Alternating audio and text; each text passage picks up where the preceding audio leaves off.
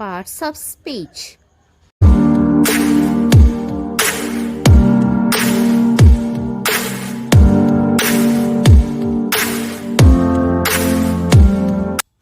Hello students, welcome to my class. कैसे हैं आप लोग? जैसा कि हम सभी जानते हैं कि किसी भी भाषा को सीखने के लिए हमें ग्रामर का जानना बहुत जरूरी होता है। ग्रामर से हम किसी भी भाषा के शुद्ध रूप को बोलने, लिखने और पढ़ने सीखते हैं। तो स्टूडेंट्स, आज के क्लास में हम लोग इंग्लिश लैंग्वेज का मुख्य अहम भाग पार्ट्स ऑफ स्पीच सीखने जा रहे हैं। तो चलिए बिना देर किए हम लोग शुरू करते हैं। पार्ट्स ऑफ स्पीच, जैसा मैंने बोर्ड पे भी लिखा हुआ है, पार्ट्स ऑफ स्पीच। देखिए, पार्ट्स ऑफ स्पीच, सबसे पहले इसके नाम से हम लोग समझते हैं। स्पीच का मतलब होता है बोली, सेंटेंस, भाषा। स्पीच जो हम रेगुलर बोलते हैं, भाषा, सेंटेंस। स्पीच के भाग को यानी कि सेंटेंस, बोली के भाग को हम लोग पार्ट्स ऑफ स्पीच कहते हैं। हिंदी में इसको हम लोग शब्द भेद कहते हैं। तो हमारी बोली, भाषा, सेंटेंस बनता कैसे है? तो हमारी भाषा बनती है सेंटेंस से, सेंटेंस से। और सेंटेंस कैसे बनते हैं? वर्ड्स से, वर्ड्स से। और वर्ड्स लेटर्स से बनते हैं। वेरी गुड, लेटर्स से बनते हैं। तो इस तरह से आप देख सकते हैं कि किसी भी लैंग्वेज को, किसी भी स्पीच को सीखने के लिए हमें लेटर्स, वर्ड्स और सेंटेंस का जानना जरूरी होता है। तो पार्ट्स ऑफ स्पीच है क्या? All words in English language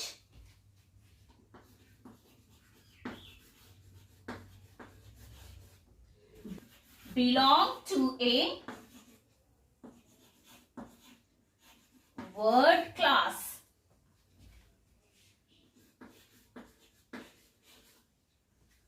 called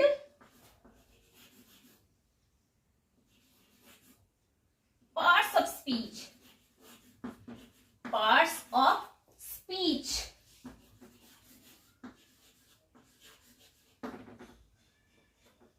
देखिए, all words in English language, जितने भी इंग्लिश लैंग्वेज में शब्द हैं वो किसी वर्ड क्लास से बिलोंग करते हैं। किसी वर्ड क्लास यानी कि शब्द का अलग अलग क्लास बनाया हुआ है, उससे बिलोंग करते हैं। उसको हम लोग क्या कहते हैं? Parts of speech.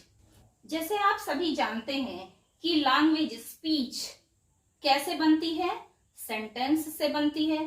सेंटेंस कैसे बनते हैं? वर्ड्स से बनते हैं। और वर्ड कैसे बनते हैं?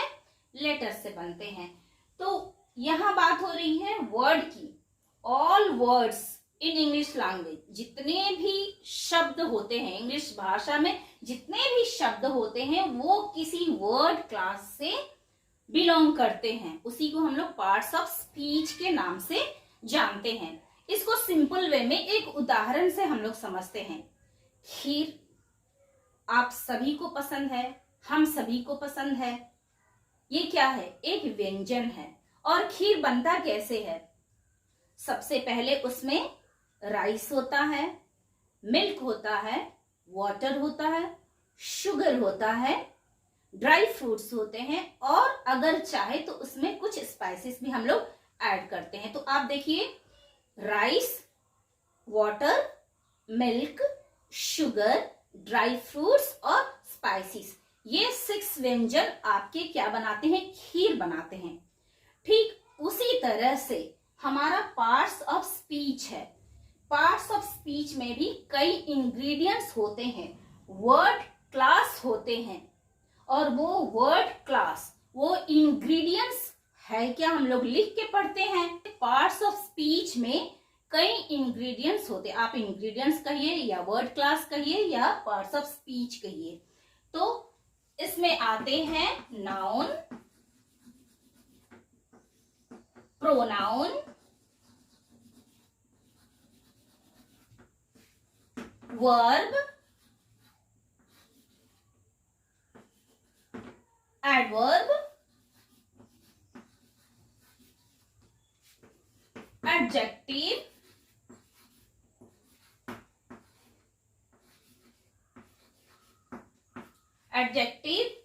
next preposition,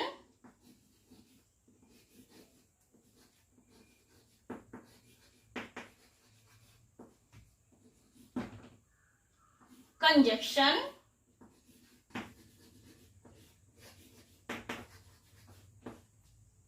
और 8 है interjection.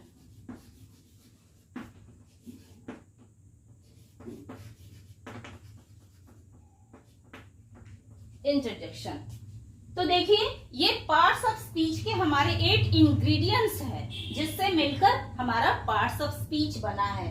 Noun, pronoun, verb, adverb, adjective, preposition, conjunction और इंटरजेक्शन।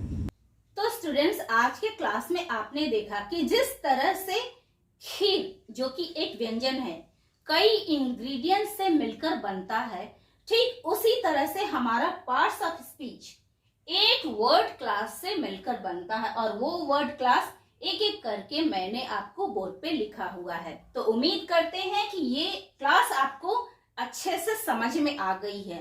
तो स्टूडेंट्स, अगले क्लास में हम लोग मिलते हैं हमारे टॉपिक नाउन के साथ।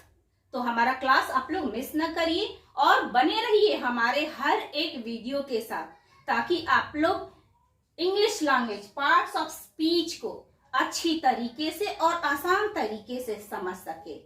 मिलते हैं अगले क्लास में, तब तक के लिए keep practising, be safe, bye bye.